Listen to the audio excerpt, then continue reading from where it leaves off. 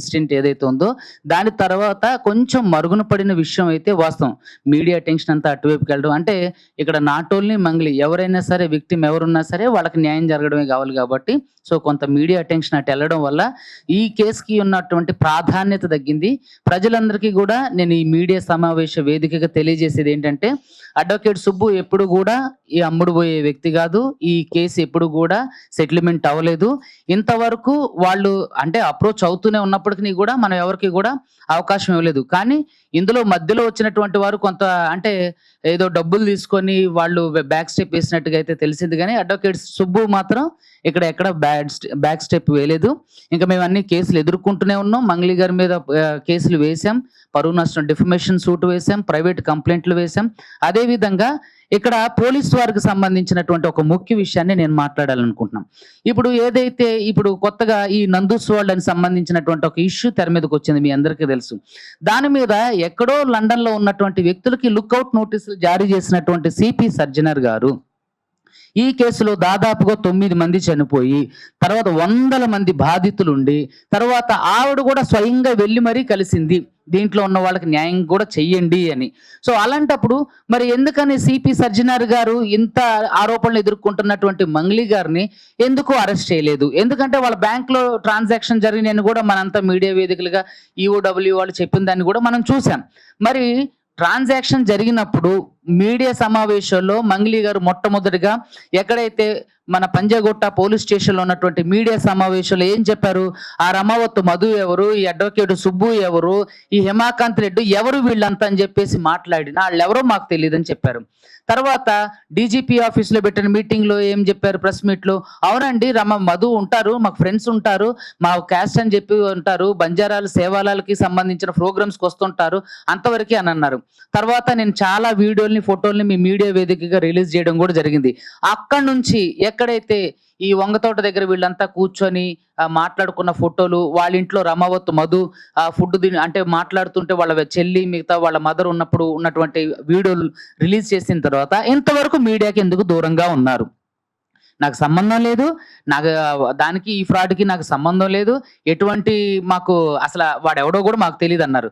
అదేవిధంగా ఒక మీడియా మిత్రుడు అడిగినటువంటి సమాధానానికి మరి ఆ డబ్బులు లెక్కబెట్టే వ్యక్తి ఎవరో మీకు తెలుసు అంటే ఎవరో ఇదే ఎక్స్ప్రెషన్స్ తో చెప్పారు. మరి ఎవరో వ్యక్తి మీతో ఎందుకు మీ ఇంట్లో ఉన్నారు, మీ తోటలో అయితే సరే వాళ్ళ తోటలోనే ఎందుకు మీరు కూర్చొని ముచ్చట్లు పెట్టుకున్నారు? ఇదంతా ఏంటంటే జనాల్ని మభ్యపెట్టే కార్యక్రమం మంగ్లీ గారు చేశారు. అదే విధంగా ఇంకొక పాయింట్ ఏంటంటే ఇక్కడ రమావత్ మధుని ఇంట్రాగేట్ చేసినటువంటి పోలీసులు మంగ్లీ గారికి సంబంధించి ఇంతవరకు ఎటువంటి క్లూ కూడా అతనికి మంగ్లీ గారికి సంబంధించినట్టు ఏ ఆధారం దొరకలేదని చెప్పినటువంటి పోలీస్ వ్యవస్థ ఎవరైతే ఉన్నారో మరి హిమాకాంత్ రెడ్డి A2గా ఉన్నటువంటి బాధితుడిగా ఉండబడినటువంటి ఈ కేసును బయటకు తీసుకొచ్చినటువంటి హిమాకాంత్ రెడ్డిని అరెస్ట్ చేసినప్పుడు మరి అంతే సామాజిక నైతిక బాధ్యతగా మరి హిమాకాంత్ రెడ్డి అరెస్ట్ చేసిన తర్వాత అతను చెప్పిన విషయాలు ఎందుకు మీడియాకి వెల్లడించలేదు, సమాజానికి చెప్పలేదు? ఇంకొక క్వశ్చన్ ఏంటంటే బ్యాంక్ ట్రాన్సాక్షన్ జరిగినాయి అని తెలిసిన తర్వాత కూడా వాళ్ళని అరెస్ట్ చేయకపోవడంలో తెలంగాణ రాష్ట్ర పోలీస్ వ్యవస్థకి మధ్య ఉన్నటువంటి ఈ జిమ్మిక్ లాజిక్ ఏంటనేది నాకు ఎంతవరకు కూడా అర్థం కాని అగమ్య గోచరమైనటువంటి అంశం. ఎప్పుడైతే మంగ్లీ గారు సెంట్రల్ మినిస్టర్ పేరు చెప్పి నన్ను బెదిరించడం స్టార్ట్ చేశారో తర్వాత ఎప్పుడైతే మంగ్లీ గారు కౌంటర్ కేసుగా మేము వేసిన తర్వాత అమ్మో నేను కేసు వేయకపోతే ఇదంతా మా మెడకు చుట్టుకుంటుంది, ఈ కేసులో నుంచి నన్ను తీసేయండి సార్, మీకు డబ్బులు కావాలంటే ఇస్తామని, కానీ మీకు తెలుసు ఒక హైకోర్టు న్యాయవాది గారి ఆఫీసులో మీటింగ్ జరిగింది, మీరు అందరూ చూశారు.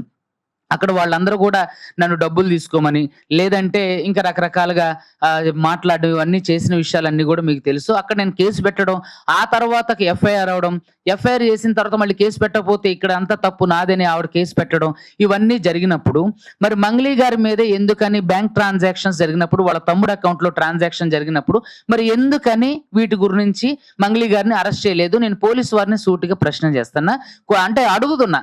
ఇక్కడ ప్రజాస్వామ్యంలో ఎవరికి న్యాయం అని అంటే ఇప్పుడు చాలా మంది ఉన్నటువంటి ప్రజానికానికి తెలిసిన అంశం ఏంటంటే డబ్బులు ఉన్న వారికి ప్రతి ఒక్క విషయంలోని కూడా హెల్ప్ఫుల్ గా ఉంటారు, పోలీస్ వ్యవస్థ అనేది ఒక ముద్ర పడిపోతుంది. సో అదే విధంగా పంజాగుట్ట పోలీస్ స్టేషన్ లో సిఐ రామకృష్ణ గారు అదే విధంగా ఎస్ఐ కిషన్ చేసినటువంటి నిర్వాహకం మీరంతా చూశారు.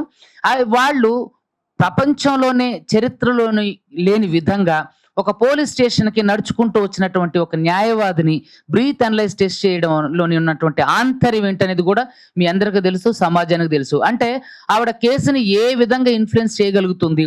ఇంకొక విషయం ఏంటంటే మీడియా మిత్రులందరికీ కూడా మీడియాలో ఏ విషయం కూడా బయటికి రాకుండా ఉండడం కోసం ఆవిడ మీడియా నోరు నొక్కడానికి కూడా అందరి మీద అంటే నోటీసులు పంపించడం, కేస్ ఫైల్ చేయడం మీరందరూ చూసారు. అంటే ఇక్కడ ఆవిడ మాట్లాడుతూ ఏముంది, నేను మీడియా ఫ్యామిలీ నుంచి వచ్చా, మీడియా అంటే నాకు గౌరవం, మరి మీడియా మీద అలాంటప్పుడు ఇట్లా ఒక తప్పుదోవ అంటే ఒక తప్పుడు ప్రచారం చేస్తున్నారు అన్నప్పుడు ఈవిడ మీడియా ముందు ఉన్నటువంటి ఆధారాలు బయట పెట్టమని ఎన్నోసార్లు మీ మీడియా వేదికగా నేను మంగ్లీ గారిని అడగడం కూడా జరిగింది. నేను ఓపెన్ ఛాలెంజ్ కూడా బషీర్బాగ్ ప్రెస్ క్లబ్లో కానివ్వండి, సోమాజిగూడ ప్రెస్ క్లబ్లో కానివ్వండి, మీరు ఎక్కడికి రమ్మంటే అక్కడికి మేము బహిరంగంగా వస్తామని కూడా ఇదే మీడియా వేదిక కూడా మేము ఛాలెంజ్ చేసినప్పుడు ఎందుకు మంగ్లీ గారు ఆ ఛాలెంజ్ని యాక్సెప్ట్ చేయలేదు? ఆవిడ రిలీజ్ చేస్తుంది ఒక పోస్టర్, ఏమని, బాధితులకు మేము అండగా ఉంటాం, బాధితులకు న్యాయం జరగాలని మేము పోలీసు వారిని కోరుకుంటున్నాం అని ఒక స్టేట్మెంట్లు ఇవ్వడమే కానీ క్రియాశీలకంగా ఆవిడ ఎక్కడ కూడా ఎందుకు పని చేయలేదు? 9 మంది బాధితులు చనిపోయినప్పుడు నైతిక బాధ్యతగా కూడా ఆవిడ ఎందుకని వాళ్ళని పరామర్శించలేదు? మీరు చూసుకున్నట్లయితే ఇక్కడ ఉన్నటువంటి అందరు మీడియా కూడా ఆ ఊరు వద్దిపట్ల తాండాకి వెళ్ళడం జరిగింది, అదే విధంగా పాల్ తాండాకి వెళ్ళడం జరిగింది. అక్కడ ఎవరైతే ప్రధాన నిందితులు ఉన్నారో వాళ్ళ ఇల్లు తగలబెట్టిన వీడియోలు కూడా మీరంతా చేశారు. సో అక్కడ ఉన్నటువంటి ప్రజలందరూ చెప్పే మాట ఏంటి, మంగ్లీ గారు వచ్చారు, మంగ్లీ గారు వచ్చారు, మంగ్లీ గారు వచ్చారు. ఆవిడ పేరు చెప్తేనే మేము ఆవిడని చూసాం, ఆవిడ పేరు చెప్తేనే మేము డబ్బులు కట్టాం, ఆవిడ మాతో మాట్లాడింది. నేను కూడా మీడియా వేదికగా చాలా విషయాలు వెల్లడించా.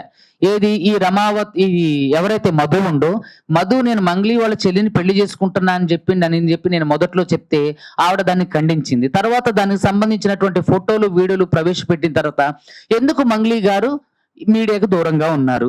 ఎందుకు అంటే చాలా మీడియాలో నేను విన్న కథను ఐఎమ్ నాట్ షూర్. ఆవిడ ఏమన్నారంటే కొంతమంది దుబాయ్కి పారిపోయిందన్నారు, కొంతమంది నార్త్ ఇండియాకి ఎక్కడికో వెళ్ళిపోయిందన్నారు. సరే, ఎందుకని అప్పటి వరకు మరి నైతిక